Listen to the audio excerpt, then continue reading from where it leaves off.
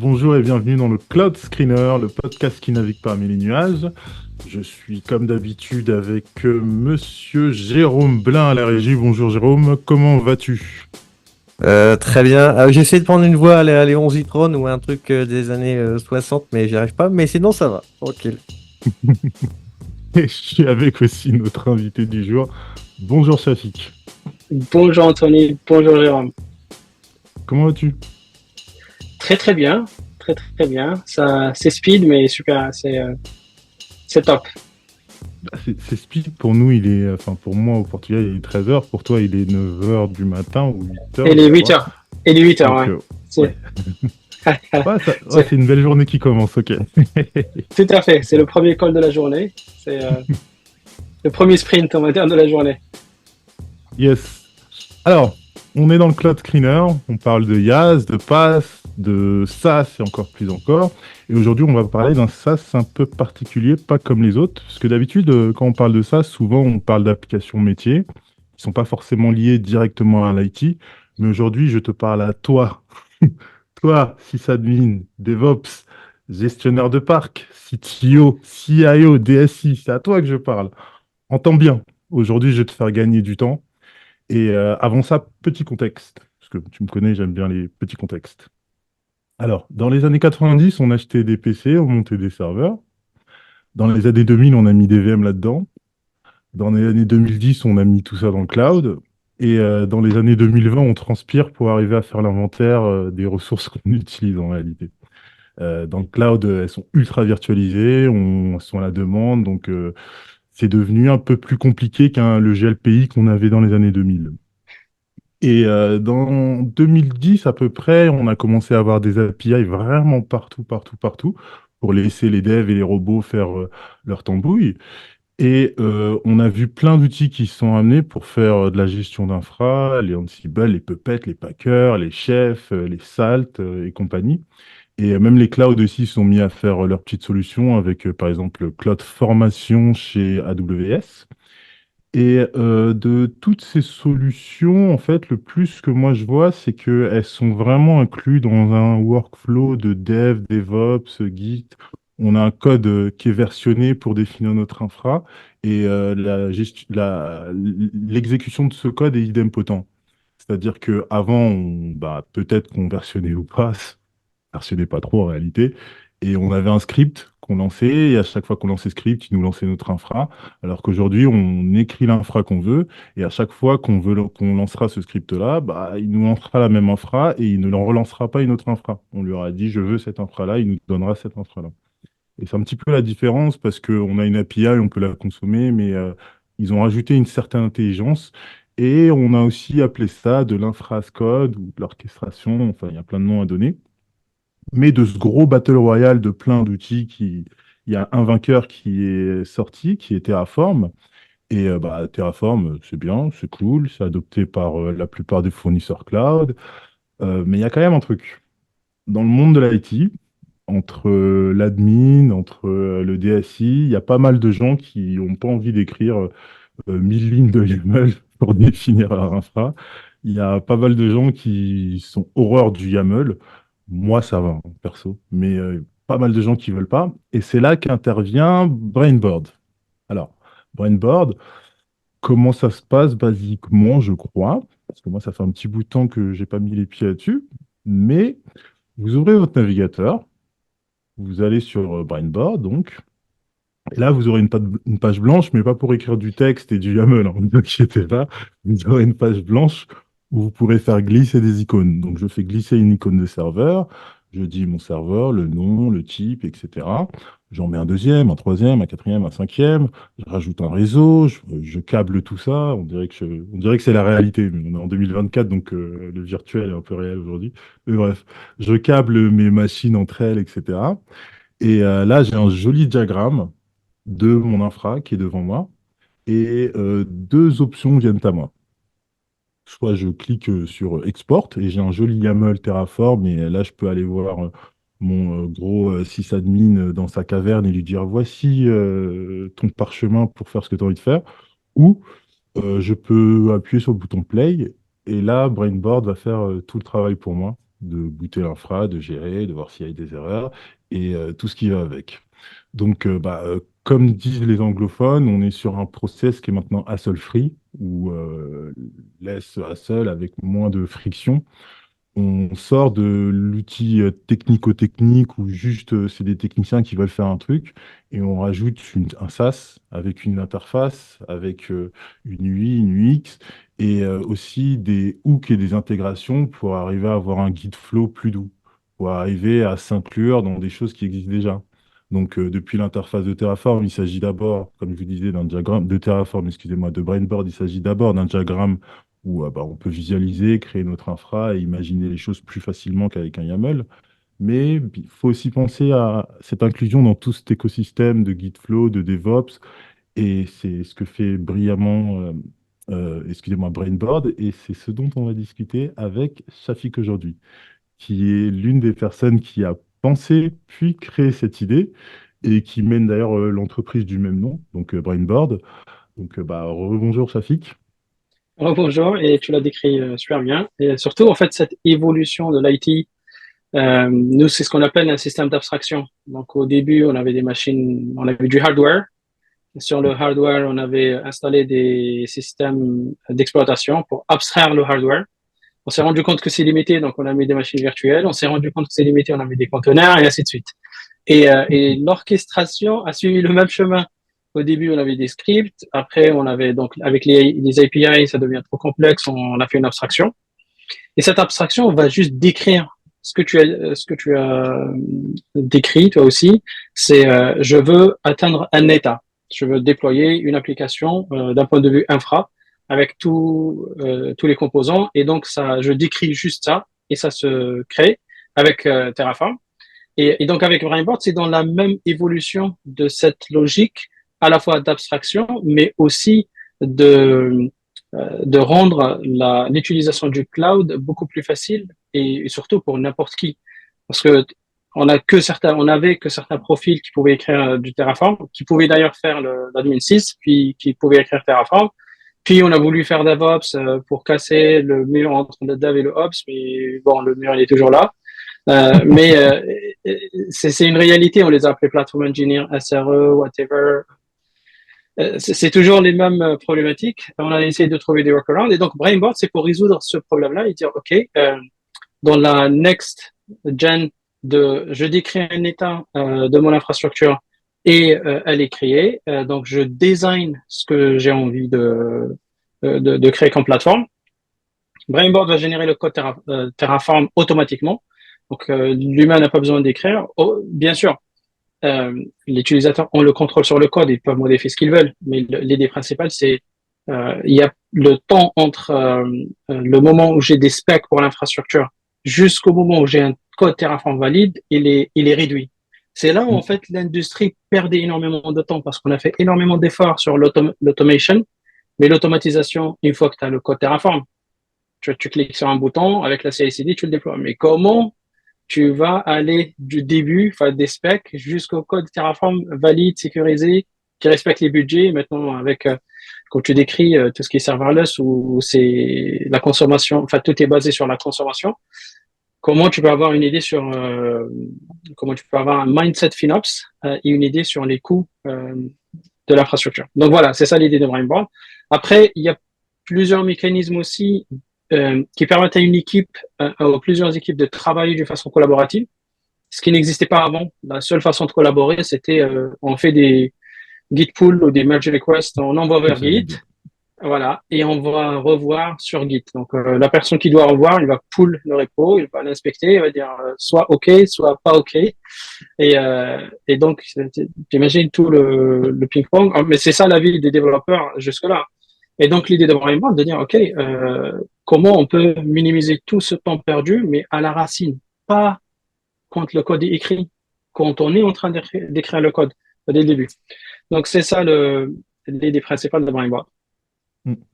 Et du coup, c'est marrant que tu parles de Git parce que pour moi, ça enlève un peu la grande autorité qu'on donne à un GitHub, enfin un Git tout court, un repo Git, où en tant que technicien, j'ai mon Terraform qui est dans le Git Et quand les gens viennent me parler, je leur dis oui, c'est dans le Git, c'est là que c'est à jour.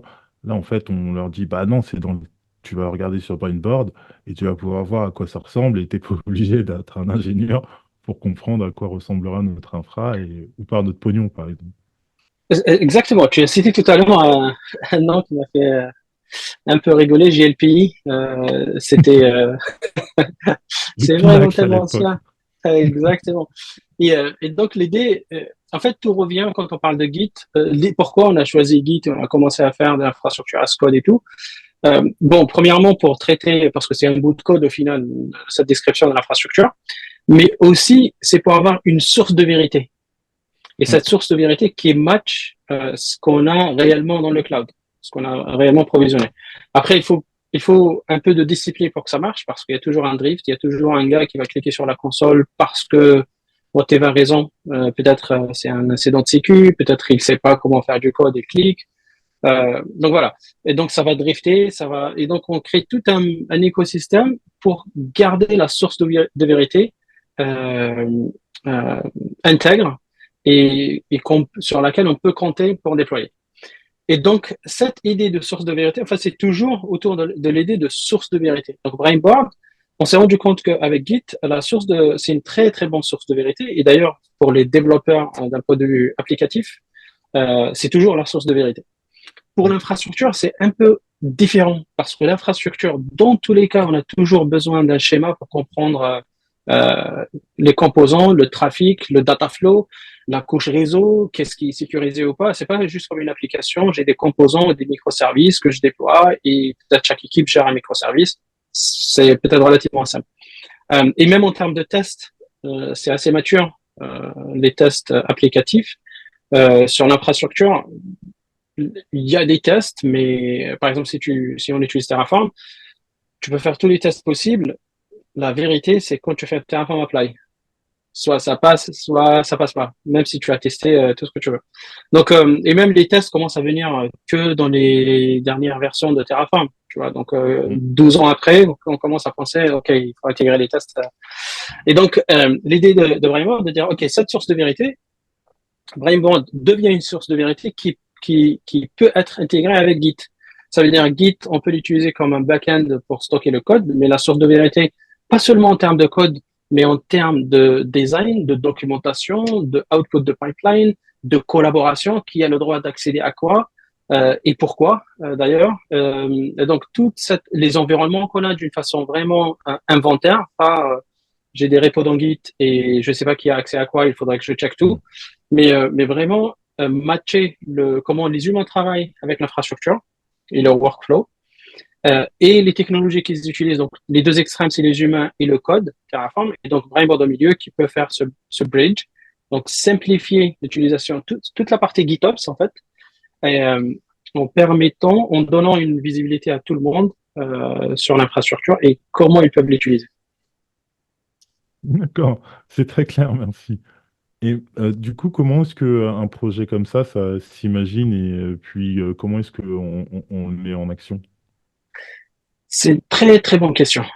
En fait, ça vient de notre propre frustration. Donc, avec mon cofondateur Jérémy, on a travaillé chez Scaleway, on était les deux SRE. Donc, les deux, on était des fighters de tout ce qui se passe en termes de plateforme. Et en fait, on s'est rendu compte qu'il y a un workflow qui est relativement constant chez tous les ingénieurs. Donc, quand on a besoin de créer une infrastructure ou quand on a besoin de modifier une infrastructure existante, la première chose, c'est qu'on va la schématiser. On va faire un diagramme. Même si le diagramme, on ne le fait pas dans un outil de diagramming, on prend un papier, on va dessiner pour comprendre. Dire, attends, il y a cette DB qui est dans cette zone de sécu, qui est connectée avec ce stockage, il y a ce load balancer, il y a des workers, pourquoi ça bloque? Ou on doit faire ça, parce que le développeur va déployer le code sur Cube, il doit router le trafic vers ABC. Et donc, on se rend compte que ce schéma, cette réflexion, elle est toujours là. Et d'ailleurs, même ceux qui écrivent le code directement, ils vont faire le schéma dans leur tête. Donc, j'ai un VPC, un subnet, un table de routage, ou quand on parle Azure, c'est un ressource group dans une location et je mets à l'intérieur un key vault. Tu vois. Il y a toujours cette idée de design. Et donc, ce design, une fois qu'il est fait sur papier ou un outil de diagramme ou dans la tête, on va le transcrire en code. Donc, écrire un code. Généralement, Terraform, c'est le code, on va dire, dominant. Maintenant, peut-être OpenTofu dans quelques mois. Et donc, une fois qu'on écrit le code, vu qu'on a écrit le code, on va le tester, on va le revoir. Si l'équipe est disciplinée, ils vont écrire un peu de documentation, pas tout le temps, mais un peu. Et voilà. Et une fois que c'est validé, on va le déployer. Et ça, c'est un workflow constant. Ces étapes, on peut enlever une ou deux, mais c'est vraiment le même workflow. On s'est dit, mais en fait, euh, pourquoi on n'arrive pas à optimiser ces étapes? On a optimisé toute la partie automation, on est allé à fond. Et cette automation représente peut-être 10% du workflow de l'infrastructure. C'est juste contacter une API et créer les serveurs, ou créer les resources cloud. Il n'y a pas que serveur. Et donc voilà, l'idée est venue de ça. Il dit, OK, on a commencé vraiment avec une liste de vœux. On s'est dit, qu'est-ce qu'on veut, nous, en tant qu'ingénieurs, pour simplifier tout ce process. On s'est dit, OK, on veut commencer par le début. La première étape, c'est design. Eh ben, je design. Le code, on a toutes les technologies qui nous permettent de générer un code. Pourquoi ne pas générer un code automatiquement à partir de mon design? Et d'ailleurs, on a appelé Brainboard. C'est le tableau de bord du cerveau. C'est comme si le brainboard comprend ce que tu veux faire et il te l'écrit. Ok. Après, on s'est dit, OK, il y a la partie validation, il y a la partie documentation, il y a la partie review. Tout ça peut se faire dans la même plateforme et peut être simplifié. Donc là, on a mis tout, donc on a intégré la partie CI/CD où tu peux faire exécuter une batterie de tests sur l'infrastructure pour savoir est-ce qu'elle est sécurisée ou pas, est-ce elle respecte les règles de nommage, elle respecte le budget. Donc il y a elle respecte les policiers internes. Et la revue se fait sur la même plateforme avec validation. Donc, est-ce qu'on veut déployer l'infrastructure? Donc, la personne qui doit valider fait juste OK, je valide ou pas. Et, euh, et donc, la documentation, dans tous les cas, elle est by design parce que on a le design, on a le code, on peut écrire un peu de texte explicatif. Donc, c'est ça l'idée principale de Brainboard. Comment on a pensé l'idée? On s'est dit, OK, let's do it. On va essayer de construire la première version et voir est-ce que ça parle aux ingénieurs. Ça, c'est on va dire notre audience. Et on s'est rendu compte que les ingénieurs l'aiment parce que ils s'identifient à ce workflow. Et là, on s'est dit, OK, on va construire une boîte autour de ça parce que on croit que c'est l'avenir de comment les ingénieurs vont construire les infrastructures de demain. Moi, j'ai du mal à imaginer que, je sais pas, dans 3 ans, avec toute l'IA et toutes les technologies, on va écrire 5000 lignes de code en YAML pour déployer notre infrastructure. Avec toute la complexité des services qui vont s'ajouter. La sécu, tu vois, l'authentification, les backends, les stockages, tout ce qui est routage et tout. J'ai du mal à dire, OK, on va continuer à utiliser marteau-ciseau dans les 10 prochaines années, tu vois. Yes. Et tout ce que tu me dis là, de l'émergence de l'idée jusqu'à la mise en branle et la mise en action, tout ça, c'est 2019, 2018? C'est à peu près quand? Ça a commencé, ouais, je pense que ça a commencé vers la fin 2019, mais la fin Mhm. 2019, c'était en mode, on était dans un garage, hein, c'est juste une idée sur laquelle on était en train de travailler. On a sorti la première version en janvier 2020. Et donc, D'accord. et pendant toute l'année 2020, on n'a pas cherché à monétiser, on n'a pas cherché à vendre, on a voulu juste comprendre, est-ce que ça plaît aux utilisateurs, qu'est-ce qu'ils aiment, qu'est-ce Avoir les qu'ils n'aiment feedbacks, pas. quoi. Exactement. C'était purement une année de feedback. Et d'ailleurs, enfin, on est des techs, on est des ingénieurs. On était loin de dire, OK, on va construire un business qui va grandir et les gens vont nous payer pour ça. L'idée, c'était vraiment, on va résoudre un problème qui nous paraissait, donc c'était notre propre problème et dire, OK, si ça marche et si on arrive à trouver un modèle qui fonctionne, ah ben, on va le scaler. Et donc, c'était vraiment une idée d'ingénieur. Tu commences par, make it work, make it right et make it fast après, tu vois. Donc, nous, c'était make it work. Ça va marcher. Les gens aiment, l'utilisent. OK, on va essayer de construire un business. Donc, Mm. c'était ça en termes de timeline. Ok. Et bah, moi, c'est à partir de 2020 à peu près que j'ai connu Brainboard, peut-être en juin, quelque chose comme ça. Et directement, j'ai vu l'engouement pour la chose. J'ai vu que bah, en fait, tu tapais, entre guillemets, là où ça fait mal, où il y a beaucoup d'ingénieurs qui en avaient marre d'écrire leur YAML, qui en avaient marre de faire des git add, git commit, git push, review, pull request, et tatati, et tatata, ils en avaient marre. Et en fait, à chaque fois, les gens, ils découvraient ta solution, et tout de suite, fallait qu'ils partagent, parce qu'ils se sentaient libérés d'un fois. Et donc, sur Internet, sur Carrément, les blogs, dans les médias, on sentait que tu avais fait gagner peut-être une cinquantaine d'heures par personne, en fait, tu vois, avec ton carrément. outil. Et surtout, en fait, le plus important, c'est peut-être pas seulement ceux qui construisent les infras. Soit généralement un gars DevOps, SRE, plateforme, whatever, une personne qui Mm, construit l'infrastructure, qui gère l'infrastructure, il va la construire pour quelqu'un d'autre. Généralement, mm, c'est le développeur. Je parle pas des couches basses, vraiment network, sécu, tout. Ça, c'est géré par l'équipe, ça reste dans l'équipe. Mais généralement, quand on construit une plateforme, mm, c'est pour héberger une application, pour héberger, c'est pas juste la construire pour consommer des ressources cloud. Et donc, tous ceux qui travaillent avec ces ingénieurs-là galéraient aussi. Donc, les développeurs, t'imagines un développeur qui a besoin de comprendre l'architecture de l'infrastructure pour construire son application. Le DevOps va lui dire, tiens, tu as 50 fichiers YAML, 5000 lignes de code, essaye de comprendre et fais l'architecture de ton application. Et surtout, il y a un élément clé dans tout ça. Maintenant, c'est visible, mais maintenant, ça devient de plus en plus visible. Euh, tout ce qui est, on va dire, cloud native. En 2020, ça a commencé. On commençait à mm. voir peut-être les premiers mots de ce que c'est cloud native. En fait, ça veut dire quoi, cloud native? La façon la plus, on va dire, la plus banale, le cloud native, c'est que l'architecture, il n'y a pas de gap entre l'architecture de l'application et l'architecture de l'infrastructure. Parce qu'on va utiliser nativement les ressources cloud. J'ai besoin d'une DB, j'utilise une DB managée. J'ai besoin d'une API gateway, ben, j'utilise une API gateway sur étagère. J'ai besoin d'un storage, j'utilise un blob storage. J'ai besoin d'un queue, d'une queue, j'utilise toutes les solutions de queue du provider.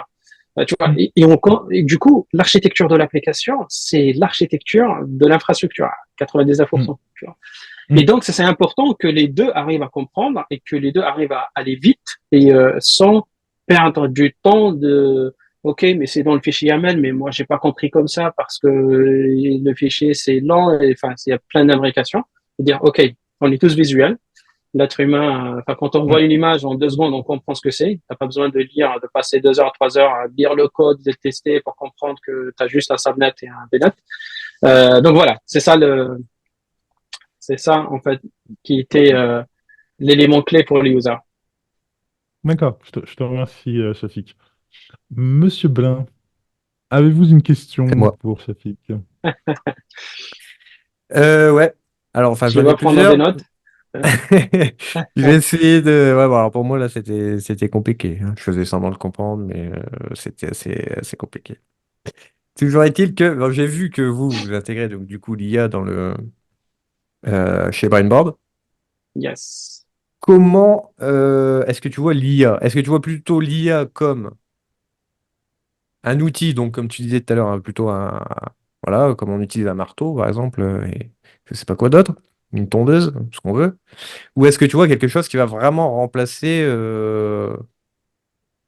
et vraiment révolutionner le truc? Est-ce que l'idée en fait de Brainboard aussi, c'est de remplacer le cerveau, en gros? Et enfin, je rajoute, hein, bien sûr, ou c'est de donner du temps de cerveau disponible pour les gens pour qu'ils fassent d'autres choses, peut-être plus constructives, enfin plus constructives, non, c'est déjà très constructif, mais d'autres choses, je sais pas, pour transcender encore leur fonction. Ouais. Et ce qui est En plus fait, près de leur business. Ouais. ouais, l'idée de l'IA, en fait, c'est un sujet très, très intéressant, vague. Il y a plein de confusion là-dedans. Parce que quand on parle d'IA, j'imagine que tu parles de Generative AI. C'est Gen AI. Oui, Tu vois, généralement, c'est ça.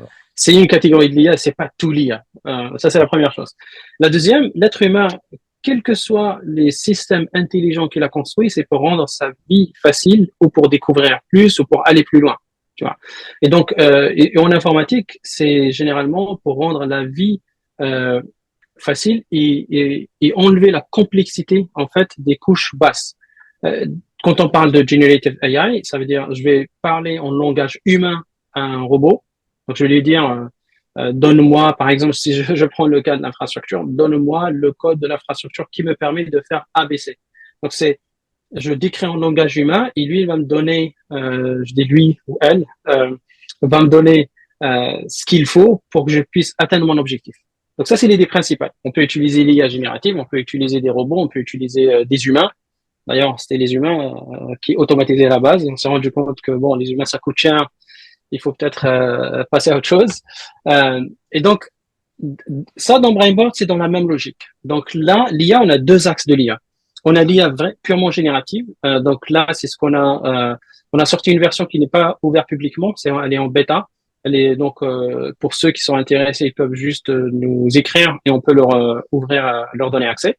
Et donc l'idée c'est la même que ChatGPT, que tous les prompts. Ça veut dire on va parler en langage humain à Brainboard, dire ok construis-moi une infrastructure qui permet de créer un cluster cube ou une plateforme X. Brainboard va générer le design et va donner le code. Un des use cases aussi de dire, OK, je suis dans un cloud provider, je suis chez Amazon ou chez Azure ou GCP, whatever, et j'ai envie de convertir mon infrastructure vers un autre cloud provider. Ça, c'est un use case intéressant. On parle de multi-cloud. Enfin, on a beaucoup parlé de multi-cloud, mais personne ne faisait vraiment du multi-cloud. Ils avaient des workloads chez plusieurs cloud providers, c'est pas vraiment du multi-cloud. Et donc, l'idée, c'est ça, c'est dire, cette partie-là, c'est Generative AI, et ça, c'est pour moi, ça, c'est une avancée énorme, et ça permet aussi de gagner du temps. Tu décris avec la façon la plus rapide possible, donc c'est le langage humain, ce que tu veux, et le reste, c'est automatique. Quand tu dis remplacer l'humain, pour moi, le point de départ, c'est toujours l'humain. Je veux dire, c'est pas des systèmes autonomes où le système va tout seul savoir ce qu'il fait et il le fait. Ouais. Il y a toujours un Il y a un point humain de qui va... départ. Exactement, le point de départ, c'est l'humain. Il va demander à l'IA de faire ce qu'il veut. Et d'ailleurs, c'est là où il y a beaucoup de confusion, il y a beaucoup de peur. On dit que l'IA va remplacer l'humain et tout. Je pense que c'est comme toutes les évolutions, même si elle est majeure, c'est un point de vraiment de rupture par rapport à notre histoire. Mais c'est tout, le point de départ, c'est toujours l'humain. Tu vois. Ouais. C'est ça, un humain qui débranche la prise électrique, il n'y a pas d'IA. En fait, je rigole, mais c'est toujours l'humain qui est à la base de ça. Je complète la réponse. Nous, on n'utilise pas seulement Generative AI, on utilise aussi l'IA en mode vraiment intelligence artificielle. C'est là, enfin, notre moteur Brainboard, il est basé sur l'IA. Ça veut dire, donc, on a des algorithmes qui vont à la fois donc comprendre l'interaction de l'utilisateur pour pouvoir le guider après et le générer. Donc c'est des robots qui peuvent aller lire les documentations des providers, lire la documentation de Terraform et donner soit des suggestions à l'utilisateur, soit les guider, soit les aider à aller plus vite, ou faire abstraction de ce qui est complexe. On a aussi des algorithmes qui permettent de comprendre le fonctionnement des ressources et la relation entre les ressources pour pouvoir valider le code qui est généré. Parce que c'est un code qui veut que tu peux vraiment déployer ou c'est juste où il y a des erreurs. Donc voilà, c'est pas juste je te donne un prompt parce que c'est ChatGPT et c'est plus profond que ça, ouais. Exact. Et le truc, en fait, c'est... Alors, tout à l'heure, tu nous disais en off, mais enfin, je pense pas trop trahir de confidentialité, mais c'est qu'à New York, le rythme de vie, il est assez poussé. Et ça rejoint une idée. Alors, moi, je m'intéresse pas mal à la productivité, l'automatisation, etc. Blablabla, mais en no-code, donc tout ce qui est Zapier, Airtable, machin, bidule, truc. J'ai l'impression qu'en fait, plus on cherche la production. Alors, là, c'est une vraie question de fond, hein, c'est pas une question de piège ou quoi que ce soit. Hein. Plus on cherche la productivité, plus on gagne du temps. Mais avec ce temps, on le récupère pas sur notre vie personnelle ou quoi que ce soit. On va travailler encore plus, en fait. Et j'ai l'impression que la course à la productivité, ça invite à la course au travail encore plus. Ouais, Comment c'est qu'on fait pour lutter contre ça?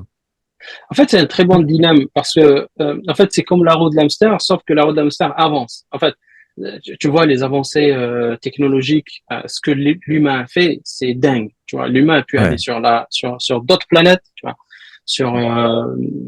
donc il a exploré au-delà de notre maison mère. Tu vois, on a pu aller plus loin, on a pu guérir des maladies, on a pu inventer de l'IA qui peut, tu vois, qui peut avoir un raisonnement proche de l'humain. Donc, ça va, Ça va évoluer, mais c'est que le début. Donc ça, c'est très, très intéressant. Et on a pu atteindre ça grâce au travail acharné des humains. Tu vois, toute l'évolution, peut-être des 50 dernières années, c'est l'équivalent de l'évolution de je sais pas combien de centaines d'années avant. Et Ouais. donc, et ça, on C'est a pas, pu le si c'est faire pas parce 2 que, millions. exactement, c'est pour être, on va dire, Gentil. pour rester, Gentil. ouais, ouais, pour rester fair, comme ils disent. Euh, et donc ça, on a pu le faire grâce au travail acharné de l'humain. Sauf que quand je dis ça, ça veut pas dire que je veux que les humains travaillent plus et ils ne se reposent pas. Il faudrait un juste milieu. Et c'est là où on a un problème de dosage, tu vois. Mm. L'humain, parfois, on n'arrive pas à trouver le juste milieu où on est pris dans la course. Et là, maintenant, on a créé, donc, la société moderne, c'est un piège. On a créé un piège, en fait. À la base, c'était pour faire évoluer l'humain, pour quelle que soit la raison. Mais là, c'est un piège. Ça veut dire, les gens, si tu n'arrives pas à travailler avec ce rythme-là, limite, tu n'arrives pas à vivre. Et là, on le voit à New York, tu vois, des personnes, même aux États-Unis, des personnes qui cumulent les jobs. Ils travaillent de 8 heures à midi dans un job, midi 17 heures dans un autre job, 17 heures à minuit dans un troisième job. Et c'est la réalité de beaucoup de gens. Hein. C'est pas juste dans les films, on le voit quand Ouais. les personnes courent entre les jobs, parce qu'ils n'arrivent pas ils n'arrivent pas à être. C'est un environnement compétitif, donc ils n'arrivent pas à subvenir à leurs besoins s'ils ont un seul emploi. Donc voilà, pour moi, la question, c'est il est où le juste milieu? C'est une question à la fois personnelle, mais aussi sociétale. Tu vois, je Ouais, pense carrément. en France, quelles que soient les critiques, tu vois, on critique beaucoup la France, on critique beaucoup peut-être l'Europe, mais il suffit d'aller vivre ailleurs, on se rend compte qu'en fait, l'Europe est pas mal. Il y a pas mal de systèmes qui protègent les employés, il y a pas mal de mécanismes en fait qui donnent ce temps aux employés. Juste une anecdote, hein, c'est un changement culturel qui peut même choquer. En France, entre midi et 14 heures, on mange. On prend notre temps pour manger. Ça, c'est sacré. Tu vois, à la limite, on sort à l'extérieur. Moi, je connais pas mal de personnes, et moi aussi, je le faisais. Et je faisais mon sport entre midi et 14 heures. Donc, je cours, whatever.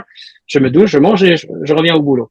Et c'est aux US, il n'y a pas midi et 14 heures. Mange au Les bureau, gens, ouais. c'est pas manger, parce que tu peux manger au bureau dans la salle à manger, tu vois, mais ici, les gens mangent devant le laptop. Je suis dans un espace de cowork, et tu peux le voir à midi, tout le monde est en train de manger son sandwich. Il y a des personnes qui ne mangent pas, d'ailleurs, ils zappent ça parce que pour gagner du temps. Et donc tu vois qu'il n'y a pas de juste Le gap. milieu. Je pense que, ouais, en Europe, on est pas mal. En Europe, peut-être Ouais. le soir, 18h, 19h, on a fini le La journée. travail, donc on peut, ouais, la journée, on peut dédier du temps pour la famille. Ici, c'est une autre journée qui commence. Tu vois. Ouais, Donc, complètement. De toute façon, je le vois. Enfin, depuis le Brésil, l'Europe, c'est un paradis. Je parle même que pour le professionnel. Hein, je parle pas de sécurité ou quoi que ça. C'est le paradis. Enfin, je pense pas qu'il y ait ouais, ouais. d'endroit sur Terre qui soit meilleure place pour travailler que l'Europe. Après, genre peut-être l'Australie ou je sais pas. Je sais même pas. Je pense même pas. Donc ouais, c'est vrai qu'il y a ça. Et en fait, ce que je voulais dire, enfin, il y a des gens qui invitent avec des nouveaux concepts de slow productivity. Donc, en gros, gagner du temps pour rester tranquille. Mais c'est vrai qu'il y a toujours ce concept, ce que tu disais, de concurrence qui fait qu'en fait, on peut pas s'arrêter parce que si on s'arrête, il y a l'autre qui va tout dépasser par derrière. Ouais, en fait, Et ce puis, slow voilà. productivity, je connais pas mal de gens qui prêchent pour ça. Moi, je reviens à la base, c'est pourquoi.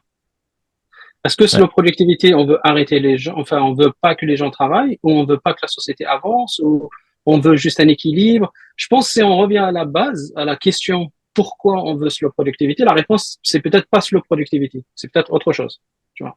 Et Ouais. donc, c'est ça le problème, c'est que parfois on a des concepts qui ne collent pas à leur raison et il y a plein de confusion. Donc, slow productivity, une société qui ne produit pas, ou qui produit peu, ou qui a un rythme réduit, elle se fait dépasser par les autres. Et c'est ça la réalité du monde. Tu vois, on peut pas changer le monde. On se fait dépasser et on le sent. Et si on perd notre avantage compétitif, eh ben, on n'existe plus. C'est ça. Donc, Ouais. on va perdre notre propre avantage et notre propre qualité de vie aussi. Donc, tu vois, donc je reviens là au juste milieu. Il est où notre juste milieu par rapport donc, à l'évolution du monde, par rapport aux aspects personnels des employés. Donc tout ça à prendre en considération. Mais tu sais que pour mettre en relation l'aspect sociétal et l'évolution technologique de l'humanité. Depuis, je crois, ça fait un millénaire, le temps de trajet pour aller au travail, il n'a pas changé. C'est à peu près entre 30 et 45 minutes, tu vois, en moyenne pour les gens. Sauf que la distance pour aller au travail, elle a fait Ouais. x15. Parce Ouais, qu'avant, tu prenais tes sandales, tu allais au travail, ça pouvait te prendre 30 minutes pour aller au village d'à côté ou quoi, ou à la ville. Aujourd'hui, tu prends ton RER et ton bus, ton RER, et tu arrives et tu prends le métro. Et en une matinée, tu auras fait 120 km carrément, net. ouais. Si tu habites en Île-de-France pour rentrer dans Paris, c'est plutôt 2 heures le temps moyen. Donc, je pense qu'on a doublé en 200 ans. Bah Et après, il y d'ailleurs, a ça ceux c'est qui travaillent à côté, etc. Mais en fait, c'est pas parce que l'humanité a un train, une voiture ou quoi pour aller beaucoup plus rapidement qu'elle va se dire. Enfin, ça se permet juste d'aller travailler plus loin et de pousser les limites du travail possible pour les humains, en fait. carrément. C'est pas ça Et qui va leur donner plus de confort en réalité. justement, j'ai vu des stats, un article je pense il y a un an. À Londres, les voitures roulent en moyenne à 12 km heure. Ça veut dire si tu as une voiture à Londres et quelqu'un qui est en vélo, il peut aller plus vite que toi, mais plus vite partout, tu vois. Hmm. C'est assez dingue. Mais bon, revenons au Euh, cloud. yes, pour en revenir au cloud, à la tech, j'avais une question qui est, je pense, à peu près en plein milieu de Brainboard. C'est il y a peut-être 3 mois de ça, un truc comme ça. La grande entreprise, le grand donateur open source qui est HashiCorp a retourné sa veste. En tout cas, a changé la licence de la plupart de ses produits. HashiCorp, qui est donc l'éditeur de Terraform et de beaucoup d'autres produits très utiles dans la communauté DevOps. Vraiment, ils ont su adresser la communauté depuis qu'ils ont commencé à éditer des logiciels chez HashiCorp.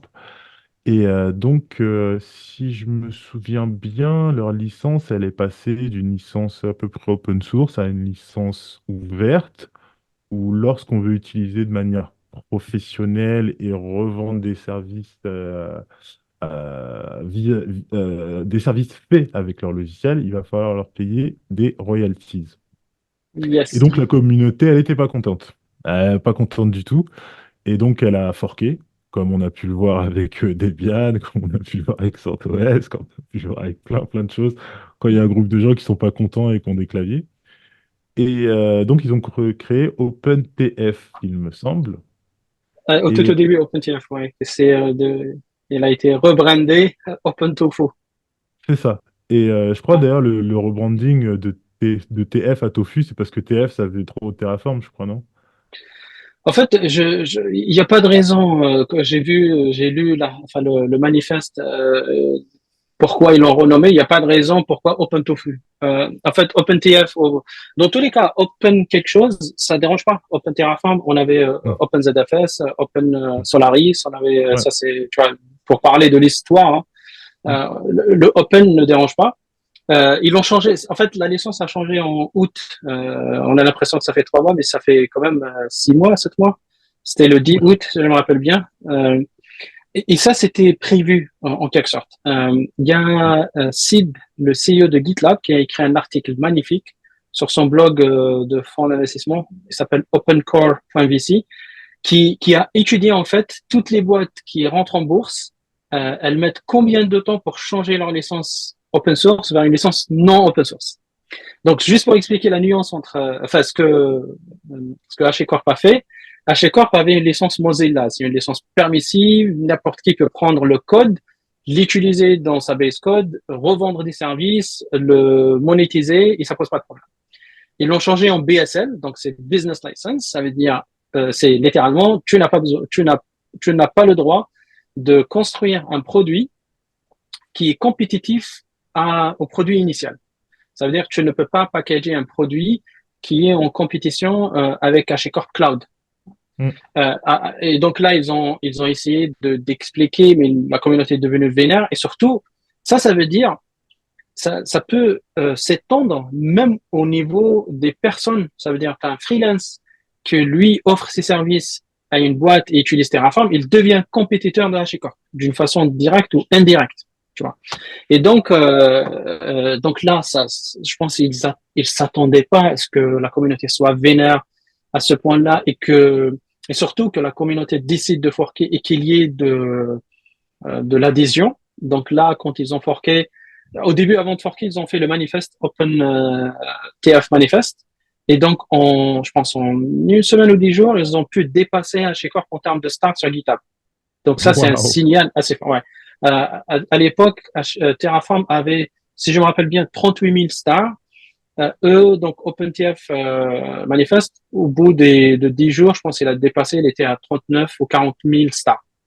C'est pour dire que, donc voilà, la communauté se dit, bon, on ne veut pas. Et ça s'est reproduit plusieurs fois. Hein. Donc, il y a, je pense aussi, Elastic.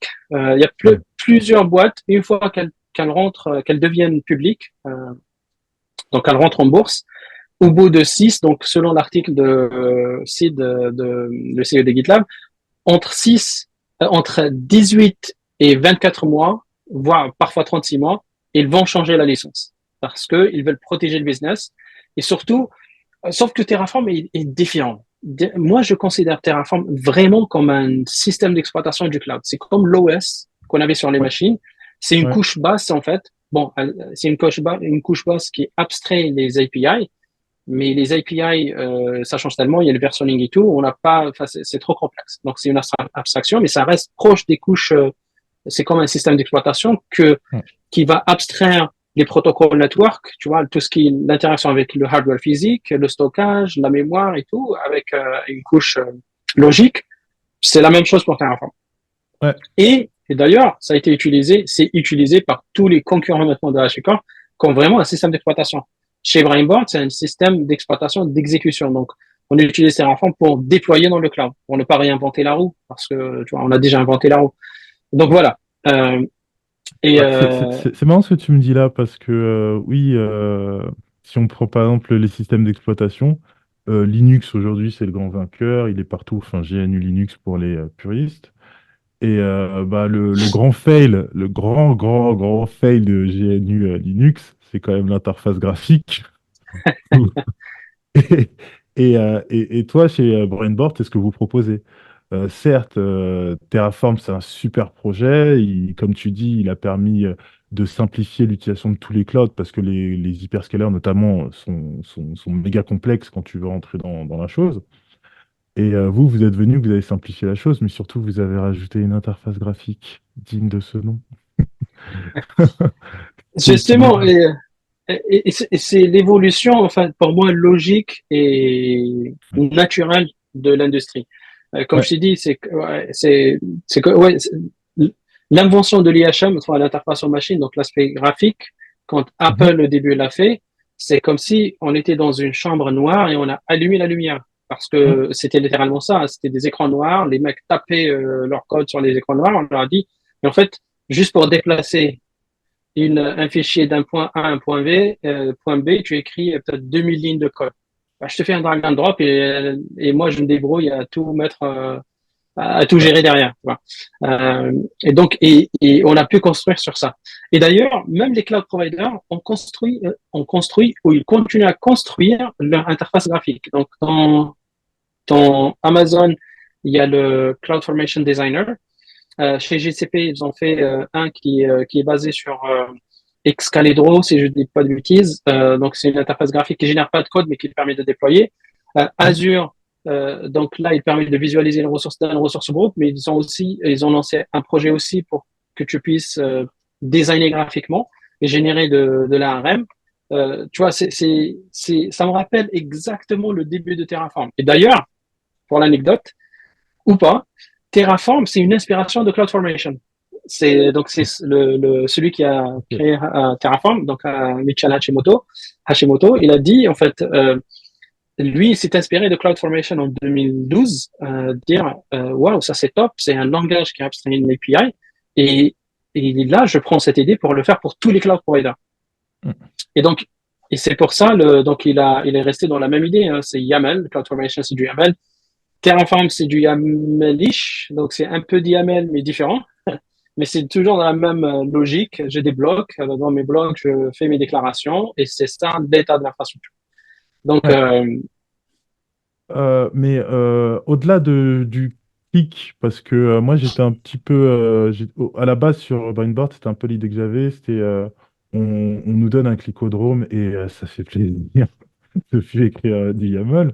Mais en fait, vous avez pas mal de features que vous avez rajoutées. Moi, que je suis venu en disant aujourd'hui, je suis venu en disant il y a des intégrations avec les CI et les ceci, cela. Mais tu m'as parlé d'IA, tu m'as parlé de pas mal de choses. Tu as d'autres features killers comme ça dans le sac à nous donner? oui, carrément. En fait, on a essayé vraiment et on continue à écouter les feedbacks des utilisateurs pour construire un écosystème pour piloter les infrastructures dans les sociétés. Parce que dans une équipe, tu ne peux pas, enfin, tu ne peux pas, tu peux, mais ça fait pas de sens, ça fait perdre énormément de temps d'utiliser Terraform et de tout faire manuellement autour. D'écrire des pipelines, de gérer les accès workspace, de troubleshooter, enfin, on fait tout manuellement autour de Terraform. Donc là, ce qu'on est en train de faire de Brainboard, c'est vraiment apporter ce workflow des utilisateurs et le rendre à la fois plus agréable, plus facile et plus inclusif. Ça veut dire collaboratif. Même si tu ne comprends pas, si tu n'as pas les compétences pour écrire le code Terraform ou euh, euh, ouais, pour maintenir l'infrastructure, tu es guidé. Je veux dire, tu as besoin peut-être de 5-10% au max et tu peux construire dans l'infrastructure. Donc, ce qu'on a fait, donc on a ajouté tout ce qui est module de Terraform, mais on a ajouté de l'intelligence dans les modules. Ça veut dire, quand tu ajoutes des modules dans une architecture, on arrive à comprendre la relation entre les modules et les autres ressources. Ça veut dire, je te donne un exemple, je prends un VPC qui est module et à l'intérieur, j'ajoute un subnet. Brainboard va comprendre que le subnet a été ajouté dans un module et on va générer la syntaxe qui respecte ça, qui match vraiment ça. C'est pas juste, et ça, c'est pour n'importe quel module que tu importes de l'Internet, qu'on connaît pas du tout, tu vois. Parce qu'on arrive à lire le code et à partir de ce code-là, on arrive à comprendre les interactions et guider l'utilisateur. On a aussi ajouté la partie templating. Ça veut dire, tu peux prendre n'importe quelle architecture. C'est un pattern qui se répète et tu dis, OK, je vais créer un template à partir de cette architecture. Si j'ai besoin de la déployer ou si c'est un pattern qui a été approuvé, ben, à chaque fois on a besoin de la déployer, je la clone et je l'utilise. Euh, chose que tu peux faire avec Git, mais il faudrait savoir elle est où. Et le problème de Git, c'est qu'il y a beaucoup, on réinvente beaucoup la roue parce que les gens ne voient pas qu'est-ce qui existe. Voilà, donc Brainboard, on a créé cette notion de service catalogue. D'ailleurs, on l'appelle producer consumer. Donc le producer consumer, c'est comme une marketplace. Donc c'est un Mhm. service catalogue où il y a des personnes qui publient donc des publishers qui publient leur architecture avec tout ce qu'il faut. Donc elle est approuvée en termes de sécu, de coûts, de naming convention, policies et tout, avec la documentation. Et celui qui, dans une équipe ou dans une société, qui a besoin d'utiliser euh, donc cette architecture où il a un use case qui se rapproche de cette architecture, il suffit juste qu'il cherche. J'ai besoin d'un cube, de l'architecture cube. Il va te lister toutes les architectures cube approuvées par l'équipe et toi, tu réinventes pas la roue, tu l'utilises.